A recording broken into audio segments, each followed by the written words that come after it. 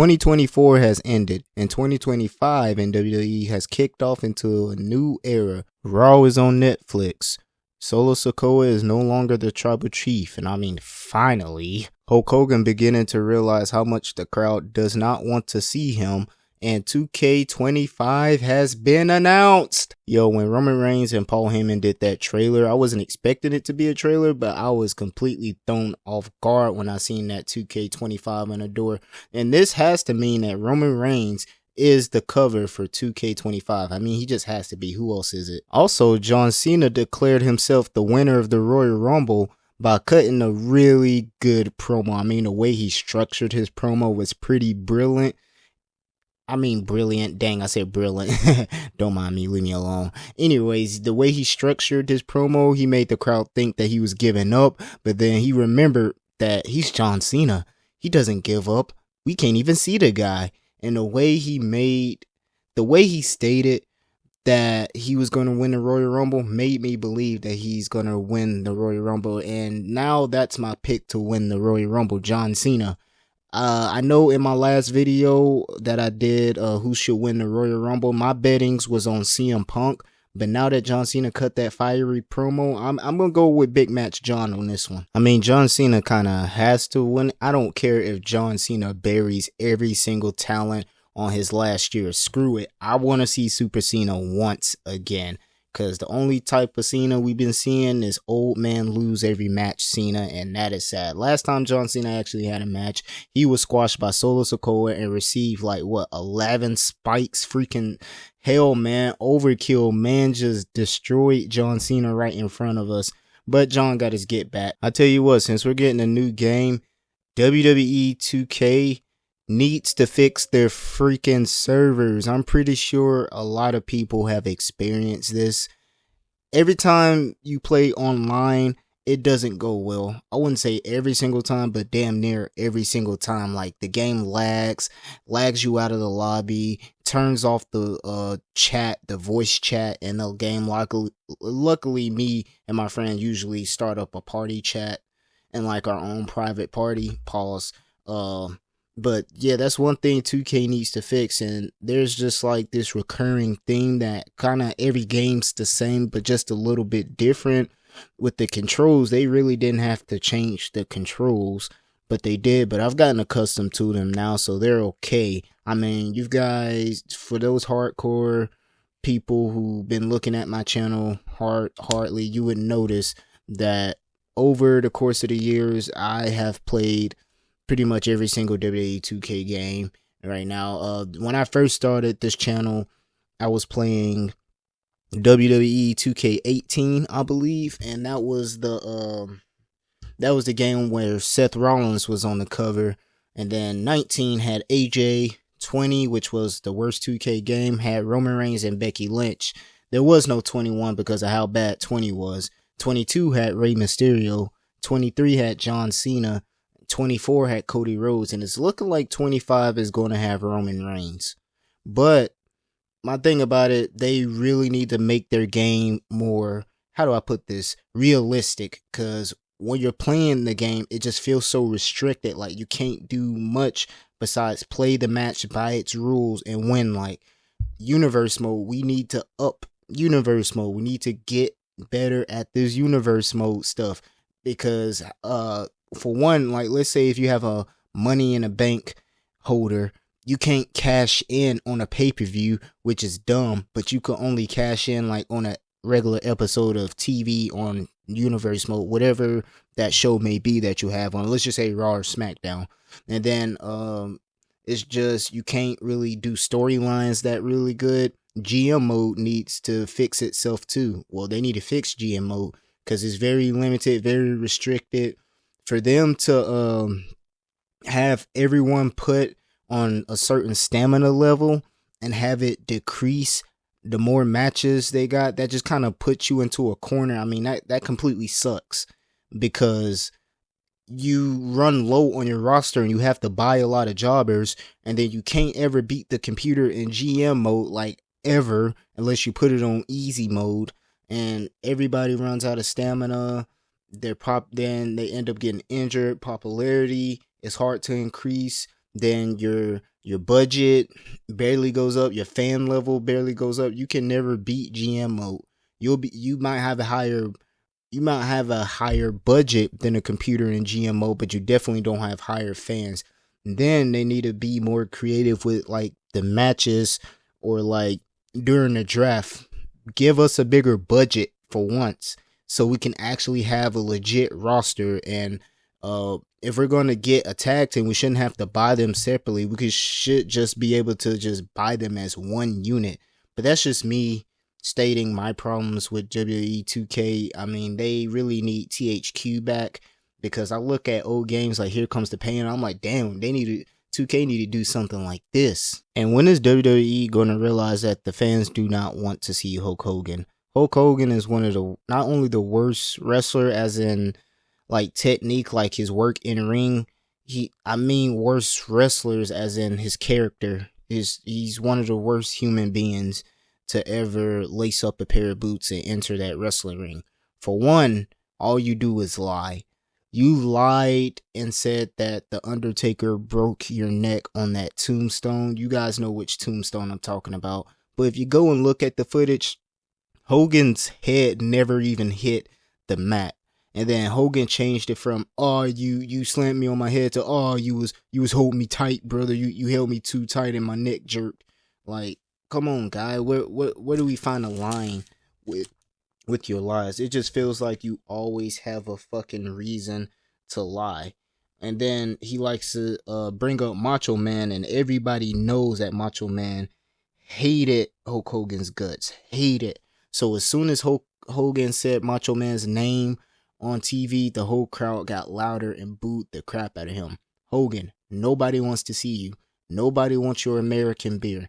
Nobody wants to remember you. Boo-hoo.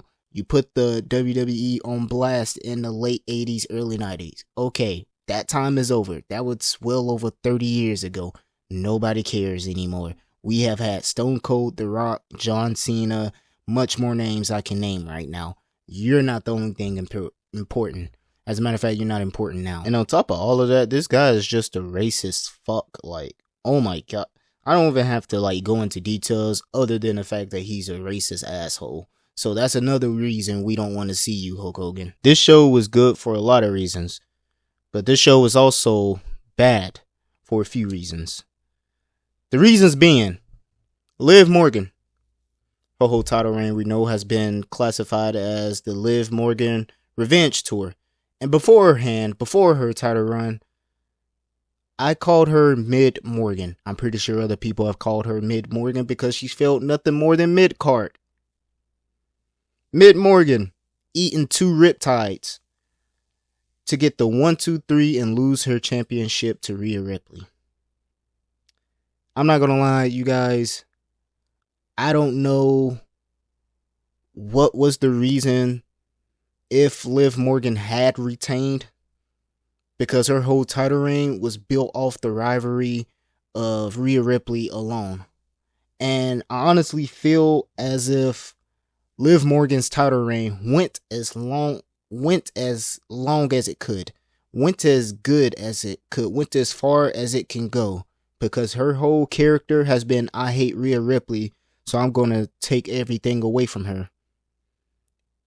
But the problem is, if there's no Rhea Ripley, then what does Liv Morgan have to do?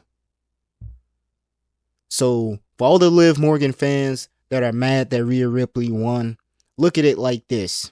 Rhea Ripley is obviously the bigger star. WrestleMania is right around the corner again. Yes, we're around that time. So, WWE needs the biggest stars at WrestleMania either walking into WrestleMania as champion or walking into WrestleMania chasing a champion. They don't need no mid-card talent or lower mid-card talent as a champion walking into WrestleMania, because that's not what WrestleMania is about. WrestleMania is for the biggest stars that have accomplished the most since the last WrestleMania. That's what it is. So Rhea Ripley is going to walk into WrestleMania 41 as women's champion for the 3rd time in a row, I believe. No. For the second time in a row. Because at WrestleMania 39, she beat Charlotte Flair for the SmackDown Women's Championship. WrestleMania 40, she defended her Women's World Championship against Becky Lynch. And this WrestleMania, well, I'm not sure who her opponent will be. I would like to think that it would be Io Sky. Because for those of you who don't know, on an episode of Raw, I believe, they did this angle where Rhea and Io stared down at each other while holding the title. So that brings Io as a possible winner for the Royal Rumble, other than Nia Jax, because of what happened between her and Tiffany. So either Nia Jax is winning the Royal Rumble, or Io Sky is winning the Royal Rumble. Jey Uso pinning Drew McIntyre. You guys, I'm going to be honest, I don't know how I feel about that. I don't know if I like that or if I just don't like that, because on one hand, whoever loses, it dampens their character regardless. Because Jey Uso, everybody's been crying for Jey Uso to get pushed for this long. Jey Uso did get pushed. He got the IC championship, but lost it like a week or two later. Drew McIntyre, who's coming off a hot feud with CM Punk, lost 2 matches in a row to CM Punk. One at Bash at Berlin and the other one being at Bad Blood and a Hell in a Cell match. But that whole program with Punk did wonders for Drew's character work. And now that Drew McIntyre has put away Sami Zayn, he loses via roll-up to Jey Uso. You know what? Maybe it is okay. Because it's just a roll-up, right? That's like a lazy type of booking to make the pinned person seem more legit. So maybe Drew McIntyre and Jey Uso continue this bout they're going on. Because not only does Drew McIntyre have a vendetta against everyone who's helped Roman Reigns, but also does Kevin Owens. Kevin Owens interfered in the Bloodline match and gave a stunner to Roman Reigns, which Roman Reigns sold the living hell out of that. Kudos to Reigns. He gave Kevin Owens all of that. But then he was chased out the arena by Cody Rhodes. So at the Royal Rumble, it's going to be Cody Rhodes taking on Kevin Owens in a ladder match of all matches. Okay, fine, but Kevin Owens is still losing. And it's just going to lead to someone else returning and turning heel on Cody Rhodes. That's Cody Rhodes' whole title reign. He faces somebody, they turn on him. I mean, hell, they even ran the Mark Henry angle with AJ Styles, if you guys remember that. AJ turned heel on Cody Rhodes. Kevin Owens turned heel on Cody Rhodes. Randy Orton is most definitely going to turn heel on Cody Rhodes. Cody Rhodes' title reign is not entertaining. The matches are great. Good. But the title reign itself just doesn't hit. Not for me. It just doesn't hit. Cody Rhodes is a great babyface. He's a great champion because he always defends it. But sometimes it's not so much as how many times you defend it to make your title reign great. It's about what you do with the title. The stories you tell with the title. Like Roman Reigns. Everybody likes to cry, say, oh, Cody has defended it way more times than Roman Reigns has already. And he's held it for less than half the time that Roman... Okay, and Roman Reigns has told numerous stories while champion, and Roman Reigns is still telling stories. Cody Rhodes isn't telling you a story that you necessarily want to read. This is no dig at Cody Rhodes. It's a dig at the writing. They're doing lazy booking. Cody Rhodes' whole title reign is everybody turn on Cody. That's what's happening. But I don't know. That's just my opinion. I'm Cass Lowndes, and this isn't exactly a Monday Night Raw review. There's been other reviews since Monday Night Raw has happened, and I'm doing this late. But I just had to give my 2 cents on what's been going on. Happy New Year's to everybody. I hope you guys have had a wonderful celebration, a nice Christmas, spending time with your family, because that's what you should be doing. And if you haven't, I'm sorry. But I'm Cass Lowndes. Merry Christmas, Happy New Year's, and let's rock this 2025 because we got a hell of a lot of entertainment to get through.